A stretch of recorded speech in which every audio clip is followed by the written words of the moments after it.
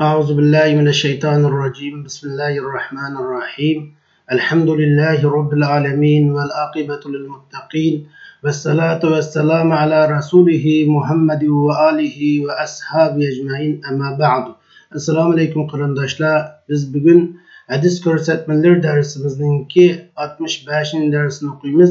Darsimizninki mavzusi qiyomat va nachar insonlar degan haqda bo'ladi. Biz bu vaqtda Peygamberimiz sallallohu alayhi va sallamninki 3 hadisini ko'rib o'tamiz. Ya'ni shu bizninki Peygamber ko'rsatmalari darsi kitobimizninki 153, 54 ve 55. hadislerini okup ötümüz. Euzubillahimineşşeytanirracim. Bismillahirrahmanirrahim. An Abdullah ibn Mas'udun anin Nebi sallallahu aleyhi ve sellem kal, la taqumus sa'atu illa şirarun nasi.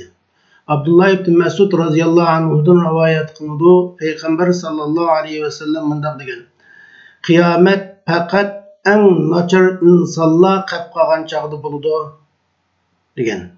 Endi bu hadisda Peygamber sallallohu alayhi ve sellem qiyomatning eng nachar insonlar ustida barpo bo'lganligi, yana qalbida yaxshilik bor, Allohga iymoni bor odamlar yer yuzida bo'lgan chaqda qiyomat bo'lmaydiganligi, balki dunyoda eng nachar insonlar qolib qolgan vaqtda qiyomat bo'ladiganligini bizga xabar berdi.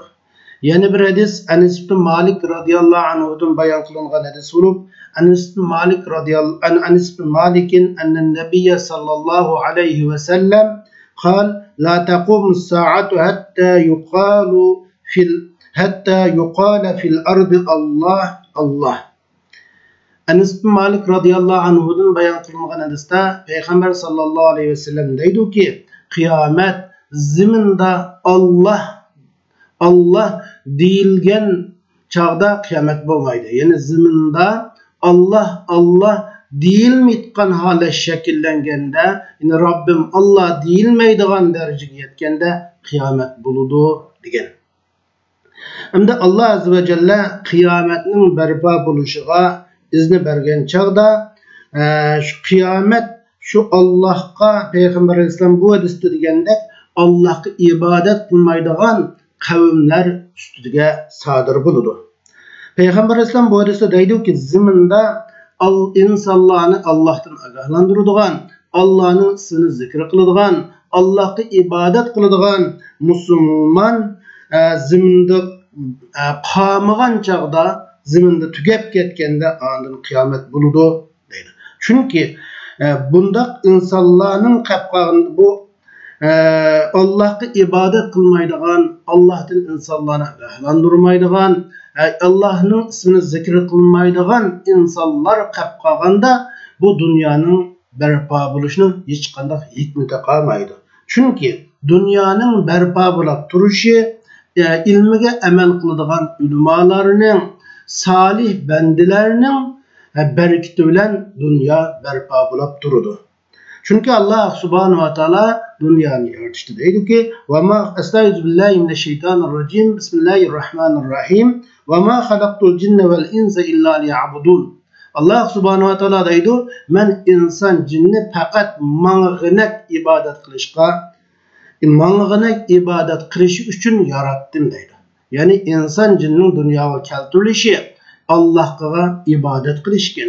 Eğer o dünyada Allah'a ibadet kılıdığan, Allah'ını bir barda biladigan, Allah'ın şeriatiga amal qiladigan insonlar qolmasa, bu dunyoning barpo bo'lib turishining, dunyoning mavjud bo'lib turishining hech qanday hikmati qolmaydi. Shunlashqa mushundaq insonlar, nachar insonlar qolganda qiyomat barpo bo'ladi. Islom endi bundaq alaqi, yani qalbida Allah iman qolmaydigan, yaxshilik qolmaydigan ahvollar qanday yuz beradi deganda, islom nuri insonlar qalbida asta-asta ojizlashadi. Islomning ta'siri qalblarga asta-asta qalblarga ta'siri tuvallaydi. Hatto u islomdan faqat insonlarning musulmonlik ism qilib qoladi. Shuning bilan Alloh subhanahu va taolo haqiqiy mu'minlarni, rostchil mu'minlarni qiziqib qolib ketadi, musulmonlar orasida pichak insonlar qolib qoladi. Demak, islomning haqiqiy mohiyati o insonlarda tugaydi. Ya'ni islomning ismga ergashidi, ammo haqiqatda ular islomning amaliyati, islom haqiqati ulardan asla ularda tepilmaydi. Ular Qur'oni Karimni o'qiydi, Qur'onning ruhiy mazmuni ularning bir yildan o'tmaydi. Ular iymonni da'vo qiladi-yu, qalbida qat'iy iymon ta'siri qolmaydi.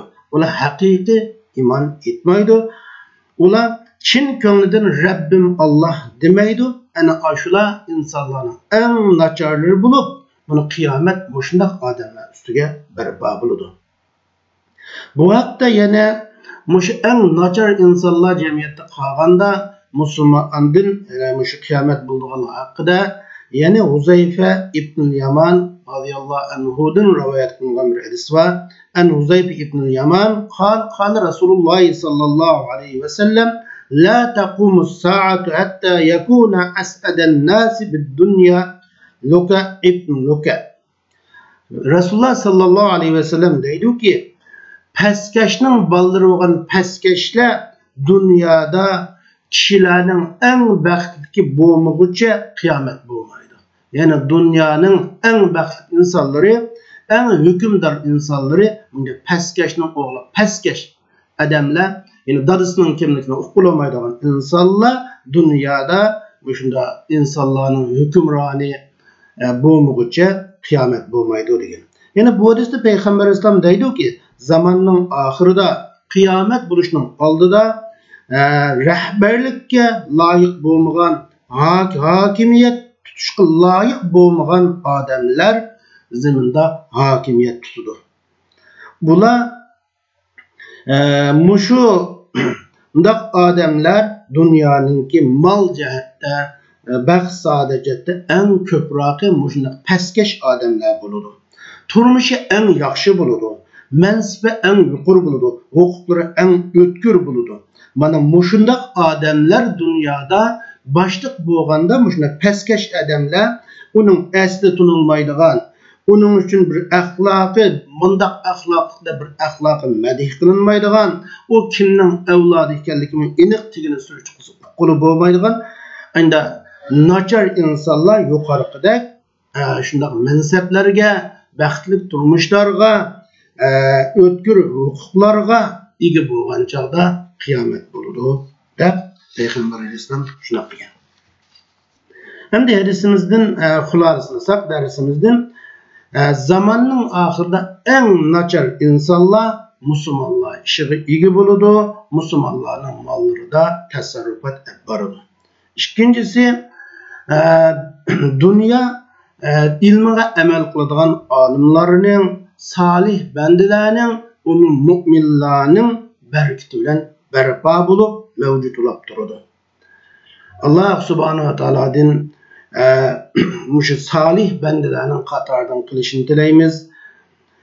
Mushunda qiyomat ularning ustida sodir bo'lgan nachar insonlarning qatorida bo'lib qolmasligimizni, qatoridan qilinib qolmasligimizni Alloh subhanahu va taolodan tilaymiz. Va oxir da'vana alhamdulillahi robbil alamin.